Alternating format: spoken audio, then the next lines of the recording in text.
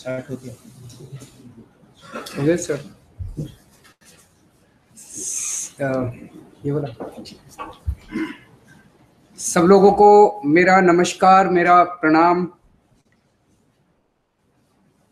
आज पूरी दिल्ली में हर विधानसभा में सभी वॉलंटियर्स सपरिवार अपनी अपनी विधानसभा में इकट्ठे हो रहे हैं। ये एक नई परंपरा अपने संगठन में हम लोग शुरू कर रहे हैं।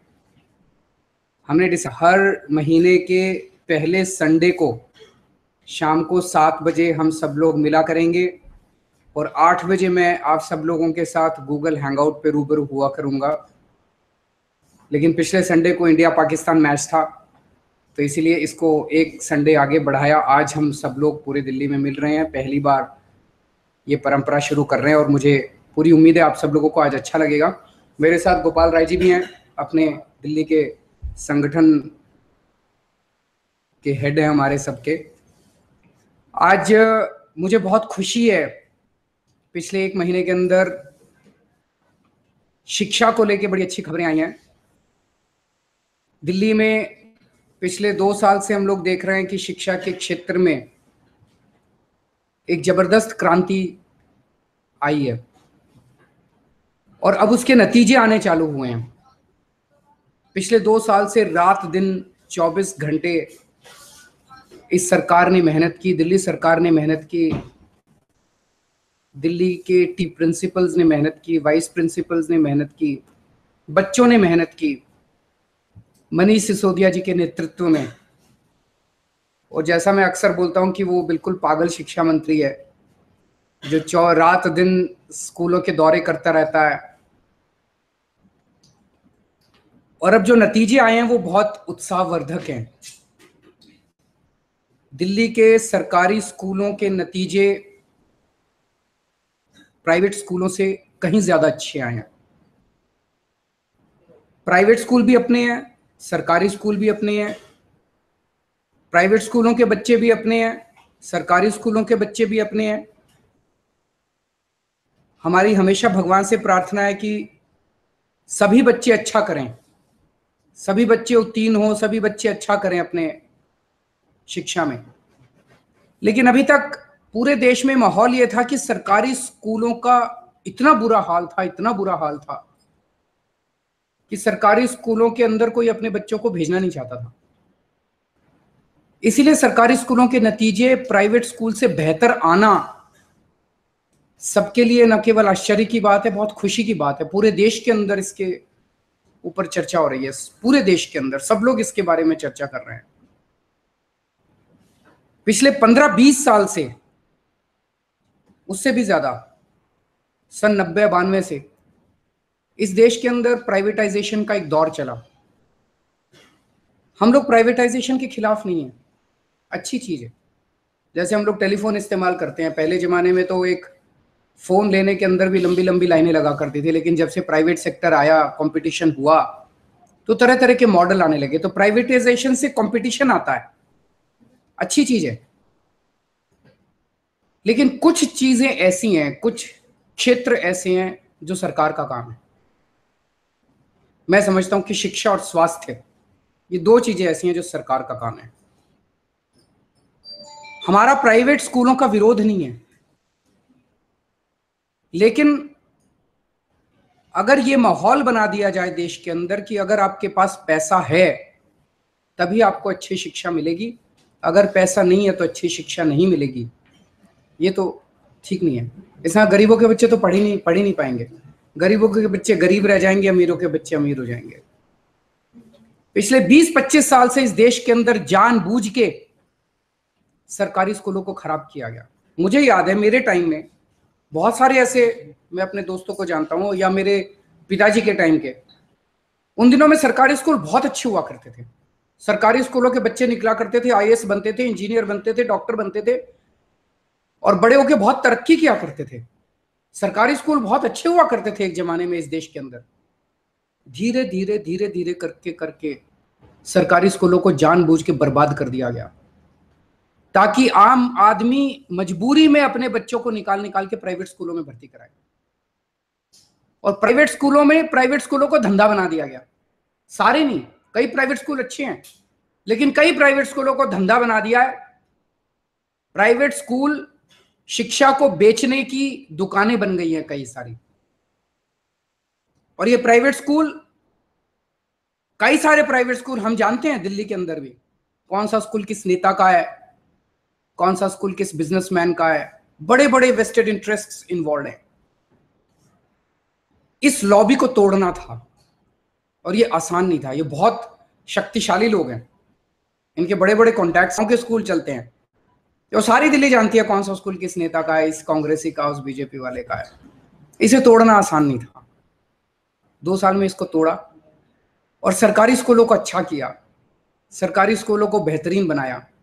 और आज अपने सामने वो नतीजे हैं कि सरकारी स्कूलों के, अभी मैं बच्चों से मिला था, 372 बच्चों ने जेई, जो जॉइंट एंट्रेंस एग्जाम होता है, इंजीनियरिंग का एग्जाम होता है, वो पास किया सरकारी स्कूलों के अपने बच्चों ने। बहुत मुश्किल एग्जाम होता है। मैंने जब इंजीनियरिंग करी थी, मैंने भी वो एग्जाम दिया था, IIT जेई का। बहुत मुश्किल एग्जाम होता है। 372 बच्चों ने, अपने सरकारी स्कूल के बच्चों ने पास किया वो एग्जाम। जब मैं उन बच्चों से मिला तो बहुत अच्छा लगा। सरकारी स्कूलों के बच्चों में इतना कॉन्फिडेंस, इतना आत्मविश्वास देख के बहुत अच्छा लगा। ये बहुत जरूरी है कि बच्चे, अब सरकारी स्कूलों के बच्चों के अंदर वो आत्मविश्वास आ रहा है। तो जो एक पूरे देश के अंदर हवा बह रही थी शिक्षा को प्राइवेटाइज करने की, सरकारी स्कूलों को बर्बाद करने की, प्राइवेट स्कूलों को की तरफ बढ़ने की, दिल्ली सरकार ने इस हवा को उल्टा किया है। ये ज्यादा बड़ी बात है।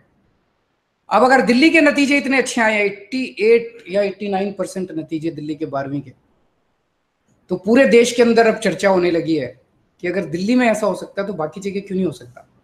सब जगह ये चर्चा होने लगी है। तो पूरे देश के अंदर अब ये डिमांड उठेगी कि सरकारी स्कूलों के अंदर शिक्षा को अच्छा किया जाए। दूसरी बड़ी चीज है, शिक्षा किसी भी राष्ट्र के निर्माण में सहयोगी होती है। अगर किसी देश के लोग पढ़े लिखे नहीं होंगे तो आप बड़ी बड़ी बातें करते रहिए, भाषण देते रहिए राष्ट्र निर्माण का। राष्ट्र निर्माण अनपढ़ लोग नहीं कर सकते, हमें पढ़े लिखे लोगों की जरूरत है।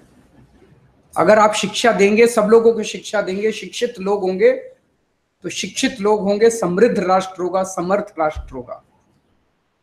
शिक्षा के जरिए आप अपनी संस्कृति को बच्चों को बताते हैं।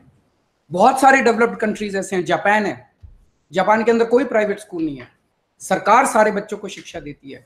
यहां तक कि भारत के अंदर भी जो जापानी काम करते हैं, जापान से आके जो भारत के अंदर जापानी काम कर रहे हैं, उन जापानियों को भी, के लिए भी भारत के अंदर जापानी सरकार ने यहाँ पे उनके स्कूल खोल रखे हैं। वो नहीं चाहते कि हमारे बच्चे किसी विदेशी स्कूलों में पढ़ें, क्योंकि उनको ये लगता है कि शिक्षा के जरिए आप अपनी संस्कृति सिखाते हैं बच्चों को। बहुत जरूरी है, अपनी संस्कृति सिखाने के लिए बहुत जरूरी है।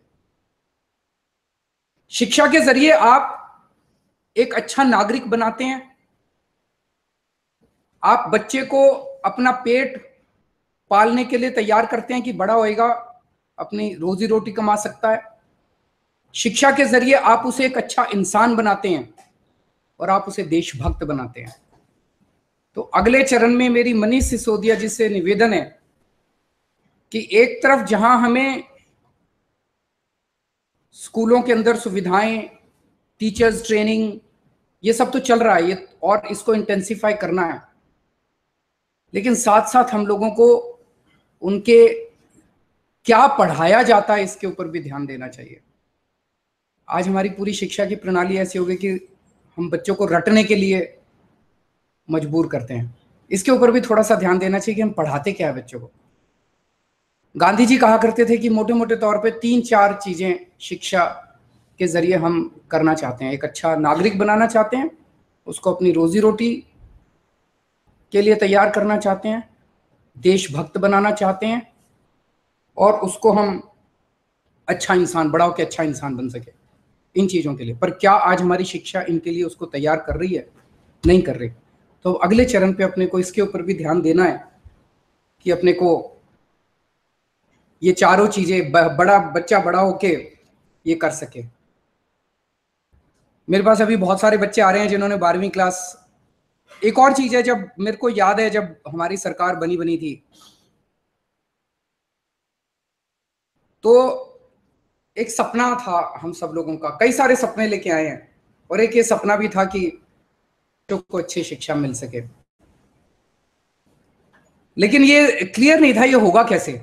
इतना मुश्किल काम था, इतना मुश्किल काम था। सरकारी स्कूलों में यहां आने के पहले, अन्ना आंदोलन के पहले, हम सब लोग जानते हैं, हम लोग परिवर्तन नाम की संस्था से दिल्ली की झुग्गी बस्तियों में काम किया करते थे, सरकारी स्कूलों में जाते थे।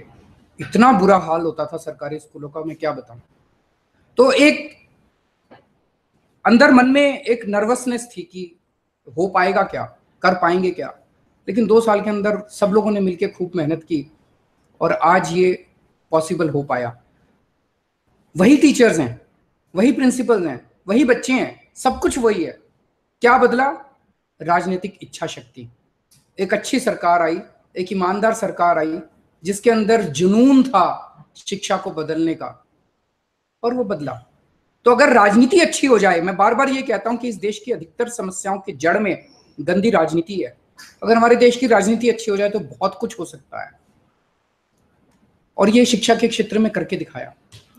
दूसरा, अगर आप चुनावी भाषण उठाएं, जब हमने चुनाव लड़ा दिल्ली का और उसके पहले हम जगह जगह जाके भाषण देते थे, हम एक चीज बोलते थे कि एक ऐसा मॉडल हम क्रिएट करना चाहते हैं शिक्षा का कि 12वीं क्लास तक शिक्षा फ्री होनी चाहिए। चाहे अमीर का बच्चा हो चाहे गरीब का बच्चा हो, अमीर का बच्चा हो तो वो प्राइवेट स्कूलों में, गरीब का बच्चा हो तो सरकारी स्कूल में आता है। लेकिन अब तो मुझे पूरा यकीन है थोड़े दिन में अमीर लोग भी अपने बच्चों को सरकारी स्कूल में भेजेंगे।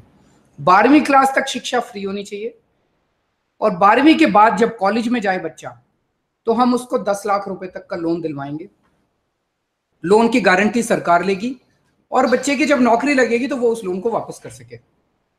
मुझे बहुत खुशी है कि हम धीरे धीरे उस सपने को अब पूरा करने की तरफ बढ़ रहे हैं। 12वीं क्लास तक की अब जो शिक्षा है सरकारी स्कूलों में बहुत अच्छी होती जा रही है।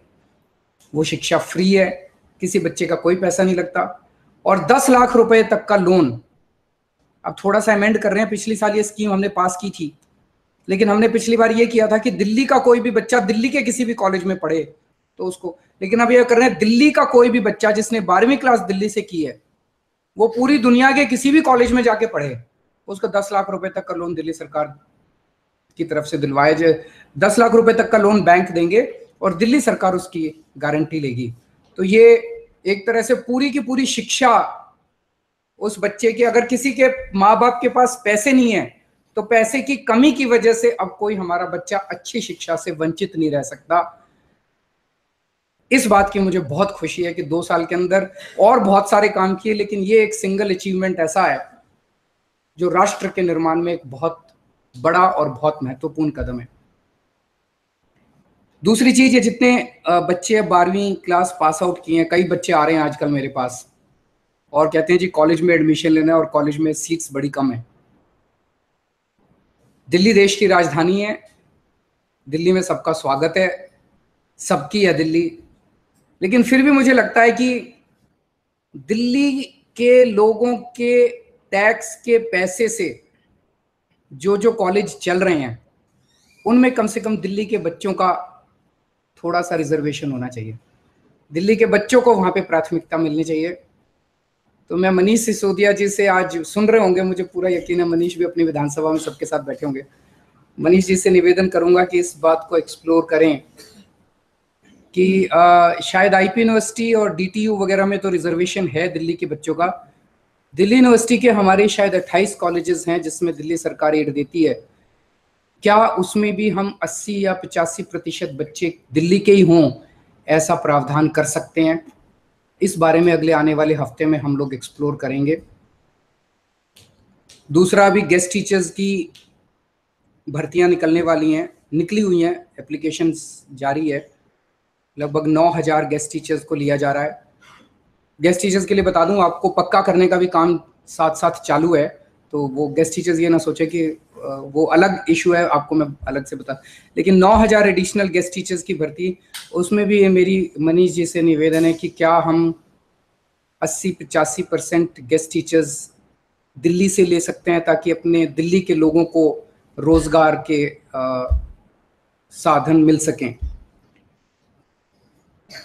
एक चीज और मैं कहना चाहता हूं कि मैं अभी कुछ हॉस्पिटल्स में गया सडन इंस्पेक्शन, औचक निरीक्षण करने के लिए। एक हॉस्पिटल में व्यवस्था ठीक थी, एक हॉस्पिटल में ज्यादा खराब थी। लेकिन जो ज्यादा मुझे तकलीफ हुई वो इस बात की हुई कि हम इतनी अच्छी अच्छी स्कीम बना रहे हैं। जैसे आप सब लोगों को पता है, हमने स्कीम बनाई कि अब अगर दिल्ली के किसी हॉस्पिटल में, सरकारी हॉस्पिटल के अंदर, दिल्ली सरकार के हॉस्पिटल में किसी का अगर टेस्ट,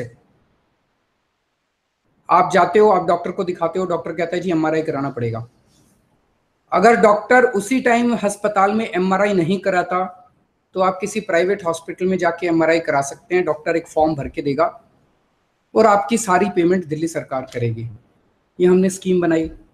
हमने ये भी स्कीम बनाई कि अगर डॉक्टर कहता है ऑपरेशन करना पड़ेगा और 30 दिन में आपका ऑपरेशन नहीं होता तो आप प्राइवेट हॉस्पिटल से ऑपरेशन करा लीजिए, डॉक्टर एक फॉर्म भर के देगा और आपका पेमेंट सारा दिल्ली सरकार करेगी। ये भी स्कीम बनाई। लेकिन मैं हॉस्पिटल में गया इंस्पेक्शन करने के लिए, वहां किसी को नहीं पता इस स्कीम का, ना पेशेंट्स को पता ना डॉक्टर्स को पता। वो स्कीम इंप्लीमेंट हो ही नहीं रही। तो मुझे लगा इतनी बड़ी स्कीम, उसका कोशिश तो की हमने प्रचार करने की, लेकिन जनता तक नहीं पहुंची। वो इंप्लीमेंट, उसका फायदा मिल ही नहीं रहा जनता को। इस काम को सरकार भी करेगी। अब हम बना रहे हैं, सारे अस्पतालों में बोर्ड लगवा रहे हैं इसका, ताकि प्रचार हो सके। सारे मेडिकल सुपरिंटेंडेंट्स को बोल रहे हैं भाई अपने डॉक्टरों को तो बताओ। लेकिन साथ साथ इसमें आपको भी लगना पड़ेगा। आपको भी अपने अपने जितने वॉलंटियर्स आज सुन रहे हैं, अपने अपने बूथ पे, अपने अपने पोलिंग स्टेशन पे, घर घर जाके लोगों को इसके बारे में बताना पड़ेगा। और ये बड़े पुण्य का काम है। आपने अगर किसी बीमार आदमी का, गरीब बीमार आदमी का किसी अस्पताल में लेके इलाज करा दिया, बहुत पुण्य का काम है। अगर आपने किसी गरीब के बच्चे का एडमिशन करा दिया, बहुत पुण्य का काम है।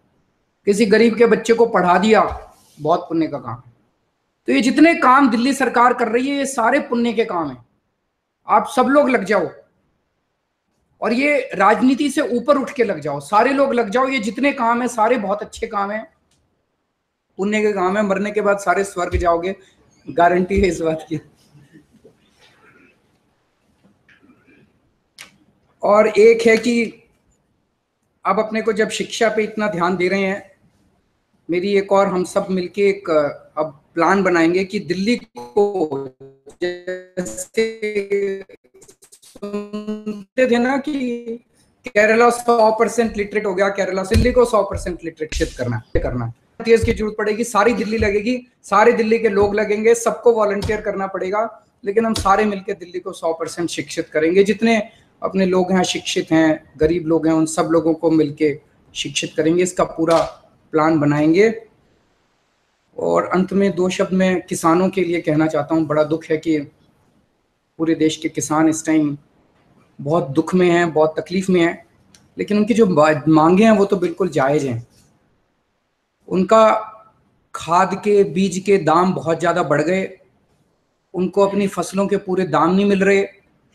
जो भी सरकार आती है, पहले कांग्रेस की सरकार थी, फिर उसके बाद बीजेपी की सरकार आई, सबने प्रॉमिस किया स्वामीनाथन रिपोर्ट लागू करेंगे। स्वामीनाथन रिपोर्ट क्या कहती है? स्वामीनाथन रिपोर्ट कहती है भाई का खर्चा आता है उसमें 50% मुनाफा सरकार, किसान को मिलना चाहिए, मिलना चाहिए। अगर आपने किसान को उसकी फसलों के पूरे दाम दे दिए, किसान भीख नहीं मांग रहा। जो ये कह रहे हैं ना कि लोन माफ करेंगे, लोन एक बार माफ कर दो, लेकिन अगर आपने उसके फसलों के पूरे दाम नहीं दिए तो कल फिर लोन चढ़ जाएगा। तो इसके 2 स्टेप्स लेने की जरूरत है। उनके लोन, आज जो लोन चढ़े हुए हैं उनको माफ कर दो, और किसानों के स्वामीनाथन रिपोर्ट के हिसाब से उनके दाम दे दो। और केंद्र सरकार कर सकती है ये। केंद्र सरकार के पास बहुत पैसा है। इतने लोन इनके अमीर लोगों के माफ करे हैं। बताते हैं एक बहुत अमीर आदमी है, उसका 35,000 करोड़ रुपए का लोन माफ। 35,000 करोड़ रुपए का एक आदमी का लोन अगर माफ कर दिया, इतने में तो एक राज्य के, पूरे राज्य के, उत्तर प्रदेश के बताते हैं 36,000 करोड़ का तो टोटली लोन है। एक आदमी का आपने 35,000 करोड़ का माफ कर दिया, इतने में तो उत्तर प्रदेश के सारे किसानों के लोन माफ हो जाते हैं। तो केंद्र सरकार चाहे तो कर तो सकती है। तो मेरी सभी सरकारों से निवेदन है कि थोड़ा सा किसानों का जो वो मांग कर रहे हैं, बिल्कुल सही जायज मांग कर रहे हैं, उनकी मांगों पे गौर किया जाए और उसको माना जाए। गोपाल राय जी अगर कुछ कहना चाहते हैं तो। नमस्कार साथियों, आज पहली बार हम लोगों ने जो संगठन निर्माण की नई संरचना शुरू हुई है उसके तहत आज बैठे हैं। अभी अरविंद जी को आपने सुना है, आम आदमी पार्टी देश को बदलने के लिए हम सब लोगों ने मिलकर के बनाई। उसका अब एक नया चरण पूरे देश में शुरू हो रहा है जिसके केंद्र में संगठन है। लेकिन अभी अरविंद जी ने कहा शिक्षित राष्ट्र, सबल राष्ट्र से है, एक है सरकार और दूसरा है समाज। पार्टियां बनती हैं और आम आदमी पार्टी बनी है, लेकिन आम आदमी पार्टी केवल चुनाव लड़ने की मशीन नहीं है। आम आदमी पार्टी को सरकार बनाने के लिए चुनाव लड़ना और जीतना भी जरूरी है, लेकिन इन चुनावों के बीच में हम लोगों को सरकार से काम होने की अपेक्षा रखने के साथ साथ समाज को कुछ देने के लिए भी सोचना है। आम आदमी पार्टी का वॉलंटियर केवल कांग्रेस के पदाधिकारी की तरह नहीं होगा, भाजपा के पदाधिकारी की तरह नहीं होगा। हम सब लोगों को आज जो लोग बैठे हैं, मुझे उम्मीद है जो मेरे पास अभी खबरें आ रही हैं कि सभी विधानसभा क्षेत्रों में जो पदाधिकारी हैं अभी उन्हीं के परिवार के लोग आज के इस कार्यकर्ता परिवार मिलन कार्यक्रम में शामिल हुए हैं। लेकिन मैं आपसे निवेदन करना चाहता हूं कि अगले महीने का जब हमारा कार्यक्रम हो मिलन समारोह का, उसमें हमारे मंडल के कार्यकर्ता भी परिवार भी शामिल हों। जो हमारे क्षेत्रीय अध्यक्ष बन रहे हैं, बूथ के कार्यकर्ता, उनको भी इनवाइट किया जाए। जो हमारे पुराने कार्यकर्ता हैं जो पहले समय देते रहे हैं लेकिन अपनी पारिवारिक जिम्मेदारियों की वजह से वो उतना समय नहीं दे पा रहे हैं, लेकिन वो भी कम से कम महीने में एक दिन रविवार को इस पारिवारिक मिलन समारोह में आमंत्रित जरूर किए जाएं, जिससे कि हम सब मिलकर के इसमें सहभागी बन सकें। अरविंद जी, हर महीने जब हम संडे को मिलन करेंगे उसमें आपसे बातचीत भी करेंगे एक मुद्दे पर, तो वो भी हमारे कार्यकर्ता इसमें हिस्सेदार बन सके। और साथ साथ ये बात सोचिए कि जो भी आपके मोहल्ले में, आपके गली में, आपके यहाँ विधानसभा में जो समस्याएं हैं वो अपने विधायक से सरकार तक जरूर लाएं, लेकिन इस बात को भी सोचें कि सरकार के साथ साथ आम आदमी पार्टी का एक एक वॉलंटियर समाज के लिए क्या दे सकता है। हम देने वाले लोग हैं। अपने जिंदगी को जीने के साथ साथ कोई भी एक काम चुनिए। जैसा अभी अरविंद जी ने कहा कि शिक्षित 100% शिक्षित दिल्ली बनाना है। आप चुन सकते हैं कि क्या आप एक बच्चे को शिक्षा के लिए ले सकते हैं, संडे को एक दिन 1 घंटा 2 घंटा समय दे सकते हैं। उसके साथ साथ हमने अरविंद जी से और हम लोग चर्चा कर रहे हैं कि इस दिल्ली की जिस तरह से प्रदूषण लेवल बढ़ रहा है पूरे दिल्ली में, दिल्ली की हर सांस और हर जिंदगी खतरे में पड़ रही है। क्या दिल्ली वालों की जिंदगी बचाने के लिए हम लोग कुछ कर सकते हैं? महीने में एक संडे को तो हम लोग इस समारोह में शामिल होंगे, बातचीत होगी, लेकिन 3 रविवार और बचते हैं। क्या हम हर संडे को 1-2 घंटा समय निकाल करके इस दिल्ली की जिंदगी को बचाने के लिए, दिल्ली के बच्चों की जिंदगी को पढ़ाई से में सहयोग करके बेहतर बनाने के लिए हम कुछ दे सकते हैं? हमें लगता है कि अगर हमारी पार्टी का हर कार्यकर्ता देने वाला बने, अपने जिंदगी में से थोड़ा सा हिस्सा काट करके किसी दूसरे की मदद करे, तो हम एक ऐसी पार्टी बन सकते हैं जो केवल वोट नहीं मांगती है। हम सरकार भी बना सकते हैं और समाज को सहयोग करके एक नए राष्ट्र को निर्मित कर सकते हैं। और नया राष्ट्र बनाना हम सबकी सामूहिक जिम्मेदारी है। तो हमें उम्मीद है कि हम लोग अपना सोचना शुरू करेंगे। अभी मंडल लेवल पे हमारे संगठन का काम कंप्लीट हुआ है, लेकिन नीचे हर बूथ पर क्षेत्रीय अध्यक्ष बनाने का काम काफी धीमा चल रहा है। अब मैं आप सबसे निवेदन करना चाहता हूं कि धीरे धीरे समय निकाल करके जितने पदाधिकारी हैं जाकर के बैठक करें, बातचीत करें, जिससे कि हम उस काम को और गहराई तक ले जा सकें। और अगले चरण में फिर हम हर 25 घर पे जो हमने लक्ष्य लिया है एक एक प्रतिनिधि बनाने का, हमें उस तरफ भी धीरे धीरे बढ़ना है।